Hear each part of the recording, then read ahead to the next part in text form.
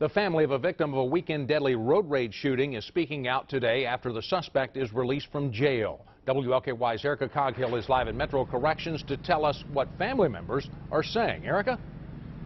Rick, 67-year-old Donald Hayes is facing a murder charge. He was locked up Saturday night, being held here at Metro Corrections on a $10,000 bond, but Sunday he bonded out of jail, and that has left the victim's family very frustrated.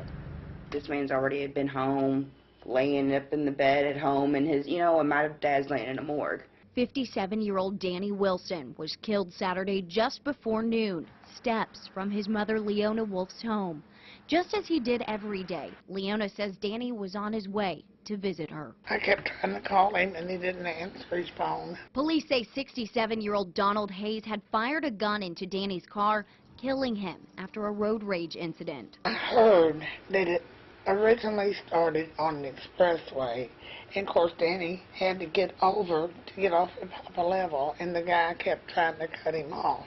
Exactly what happened, police have not confirmed, but it ended in a parking lot at Taylor Avenue and Poplar Level Road.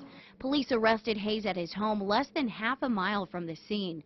Neighbors believe Hayes, who's well known in the community for running a hot dog stand, acted in self-defense. Many say they spotted his truck with a busted windshield. There's stories out there that Danny approached the guy with a bat and that he was a real thug, bad guy. His loved ones say that's not true. Rather, Danny was protecting himself.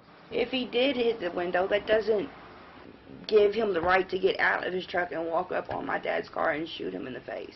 They say he kept a nightstick in his car after an attack weeks ago. Where two guys followed him off the expressway, rear-ended his car and ran up and ganged up on him. His death came as a shock to this family. A man who'd been diagnosed years ago with stage 4 cancer was not expected to die like this. He lived 8 years until somebody shot him in the face. Well, I'm going to do whatever I can to make sure this guy gets what he deserves. Justice. And I'm not going to let it go.